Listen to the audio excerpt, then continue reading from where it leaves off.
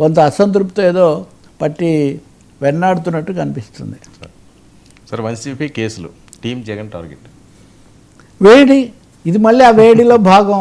ఇప్పుడు అంతకుముందు వల్లభనేని వంశీ ఆయన మాటలు కాకుండా వేరే కేసుల్లో అరెస్ట్ చేయటము, దాదాపు 54 రోజులు 3 మాసాలు జైల్లో ఉండి బయటకు వచ్చారు. బాగా ఆరోగ్యం పాడైపోయింది, మనిషి ఇలా ఉన్నారు అలా ఉన్నారు, ఇవన్నీ అయ్యాయి.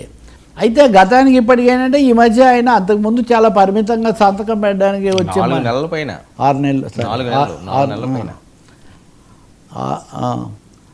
కాబట్టి ఆయన ఈ మధ్యలో కొంచెం ఇతర సమావేశాలు, కొంచెం శుభకార్యాలు ఇటువంటి వాటికి కూడా రావడం, ఆయన వచ్చిన ప్రతి చోట కూడా ఆయనకి ఎలా ఉంది స్పందన, పలకరించారా లేదా, నిజంగా ఒక్కోసారి ఆశ్చర్యం కలుగుతుంది. మామూలుగా శుభకార్యాలప్పుడు ఎవరైనా కానీ ఇష్టం ఉంటే పలకరిస్తారు, లేకపోతే వాళ్ళ దారిన వాళ్ళు పోతారు.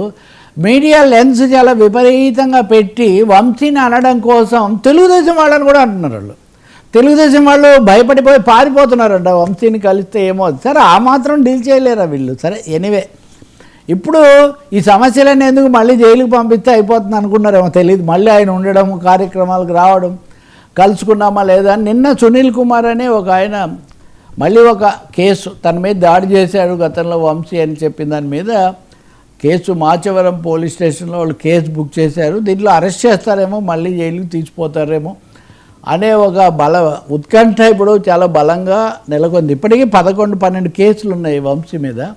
దీంట్లో ఒక్కొక్క దాంట్లో బెయిల్ తీసుకుంటూ వచ్చారు.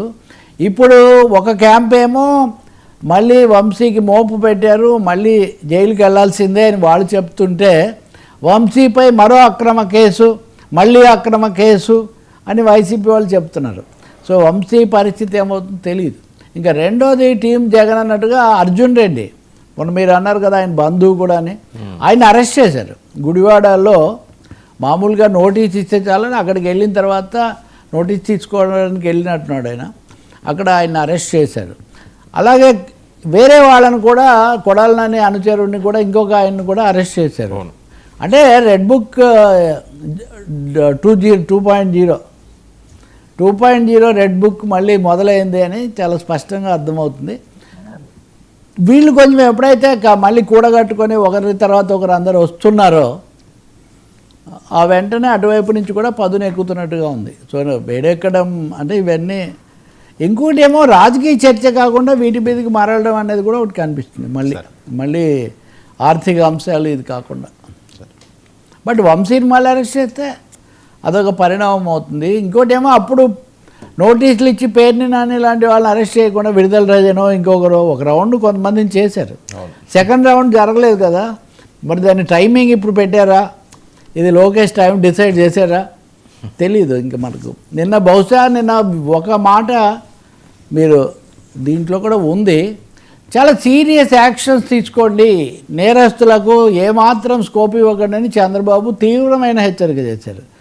ఈ ఐఏఎస్ ఐపీఎస్ల మీటింగ్లో అవసరమైతే వాళ్ళను బహిష్కరించడానికి కూడా మేము వెనకాడం, వాళ్ళు చేసినవి పద్ధతులు దిద్దుకోకపోతే, సరిదిద్దుకొని దారికి రాకపోతే వాళ్ళను మేము బహిష్కరిస్తాం, రాష్ట్రం నుంచి కూడా బహిష్కరిస్తాం, వాళ్ళ మీద తీవ్రమైన చర్యలు తీసుకుంటామని. అంటే ఇది కౌంటర్ థ్రెట్, అదొక థ్రెట్. అదేమో జగన్దేమో 29 తర్వాత కదా అమల్లోకి వచ్చేది, ఇదేమో ఇప్పుడు అధికారంలో ఉన్న వాళ్ళది కాబట్టి ఇది వెంటనే విత్ ఇమీడియట్ ఎఫెక్ట్. కాబట్టి అసలు బహిష్కరణే చేస్తామని ఇవన్నిటికీ ఒక లింక్ అయితే కనిపిస్తుంది. పోలీసులు కూడా యూ ప్లీజ్ యాక్ట్ టఫ్, మీరు ఏమాత్రం ఉపేక్షించకండి అని చంద్రబాబు చెప్పాడు. ఇప్పుడు పవన్ చెప్పిన దాంట్లో కూడా అది ఉంది, మీరు వాళ్ళ ఫిర్యాదు ఎందుకు తీసుకోలేదు, మీరు యాక్షన్ ఎందుకు తీసుకోలేదని. చూడాలి మరి ఇంకా ఇది ఎలాంటి దారి తీస్తుంది, ఏమేమి వస్తాయి.